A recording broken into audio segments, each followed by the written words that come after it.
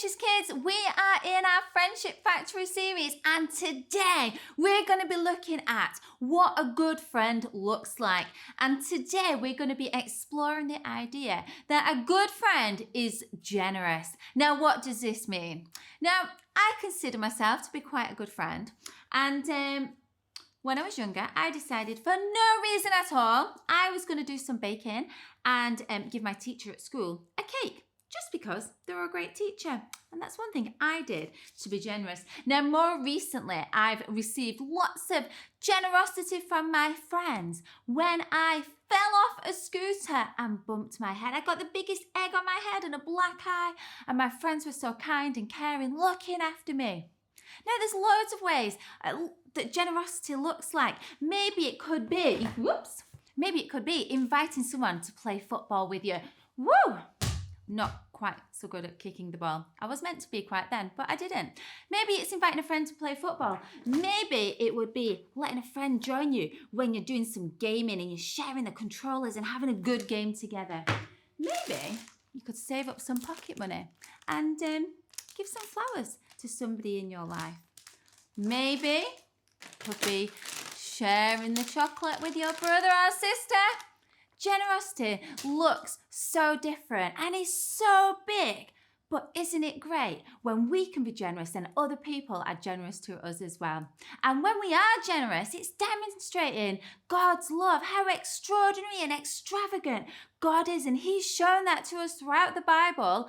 And when we are generous, we display that as well. We're going to look at a story now.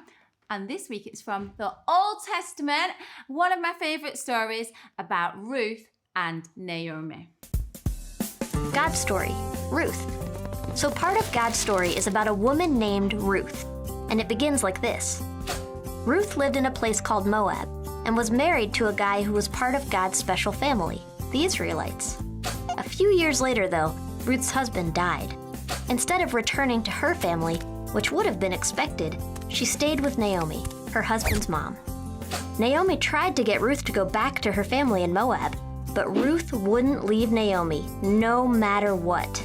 In fact, she wanted to go back to Israel with her. Ruth said, "Your people will be my people, and your God will be my God." So they both returned to Naomi's home in Bethlehem. Back then, though, it was hard for women to find work. Usually, they had to be taken care of by their husband or a dad. It's really hard to imagine that now, but Naomi and Ruth might not have even known how they'd survive. At first, to get food, Ruth went to the fields of a man named Boaz and followed his harvesters around. If they dropped anything, even just a piece of grain, she picked it up. This was called gleaning. Ruth worked from morning to night and barely even took a break. Boaz noticed. He told his workers to leave behind some extra grain for her to gather. When Naomi heard about this, she was overjoyed because Boaz was Naomi's relative and what's called a family redeemer. That meant that it was his responsibility to take care of his family. If anybody was going to rescue Ruth and Naomi, it was Boaz. Kids, we have a redeemer too. It's Jesus. He's the one who saves us. Anyway, this gave Naomi an idea. She told Ruth to put on her best clothes and perfume and then go to the place where Boaz was sleeping. Naomi said that once Boaz had gone to sleep, Ruth should lay down by his feet. Now, this may sound like a weird plan, but it was actually really brave. Ruth trusted Naomi and obeyed. When Boaz woke up, he was surprised. After all, someone was lying at his feet. That's not exactly a normal night. When Boaz asked who Ruth was, she said, "I am your servant. You are my family redeemer." Now Boaz understood. Ruth wanted Boaz to marry her so that she and Naomi would both be taken care of. Boaz agreed. This was a huge deal. Ruth wasn't an Israelite, but she wanted to follow God anyway. By marrying Boaz, she got to officially be part of God's family. In fact, Ruth's great-grandson was King David, and many, many years later, Jesus, the rescuer, was born into the same family line. Now, because of Jesus, we get to be a part of God's family too. So, in case you missed it, here's the quick version. Ruth was from Moab. Her husband died. Ruth was left with his mom, Naomi. Naomi told her to go home. Ruth said no. She went to Israel with Naomi. They needed someone to take care of them. Ruth gleaned in a field. Boaz noticed. He left extra grain for Ruth. Naomi made a plan. Ruth obeyed it. She wanted to marry Boaz. He agreed. Ruth became part of God's special family. And we can too. And that's a part of God's story. I absolutely love this story of Ruth and Naomi and just how selfless Ruth was just demonstrating her love towards Naomi. Now, this wasn't necessarily demonstrated by, building her house and giving her loads of money and taking her to McDonald's every week. This was displayed in these ways. Okay. It was demonstrated with time. Did you know generosity can look like giving time to people and just wanting to spend time with them because you enjoy their company and not for what they can give to you? So time is a way that we can demonstrate generosity. Another way that we can demonstrate generosity is through our care and our kindness.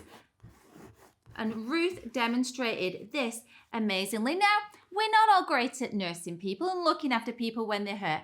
But what we can do is we can ask how people are doing. We can offer them a tissue if their nose is dribbling. We can give them a plaster from our mum's first aid box if they've hurt themselves. But we can just look out for people and just see if they're okay. Share our treats with them if they are hurting. And kindness looks like just sharing. We're good at sharing. Let's be generous with our sharing and how we talk to people. We can be kind to people with our words and the things that we say and the things that we talk about. And I know, Audacious Kids, you can definitely demonstrate generosity with your care and kindness towards other people. And the last one that we're going to look at and learn from Ruth is that she listened. She listened and she kind of worked with Naomi. Now, at first she didn't listen. Let's just say that because Naomi was like, no, you go back to your family. Go and make a life for yourself. But once Naomi knew that Ruth was for real, wanting to stay with her and wanting to support her and build a life for her where they were, she listened to her and they worked together. And I love that. That's what Ruth demonstrated, that she listened well to Naomi. What a great story. When we're generous, everyone, not just for what we can get, because that's not what generosity is.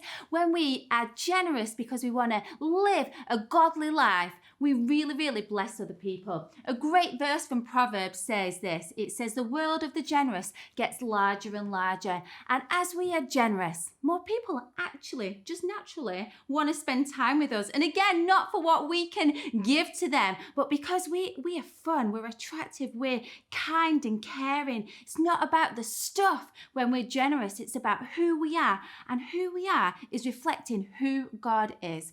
So, Audacious Kids, I hope that's something you're going to think about this week. Being a generous friend with your care, with your kindness, with your time, and with your listening. Feel free to share your treats, share your gaming of football. But those are ways that we can be generous.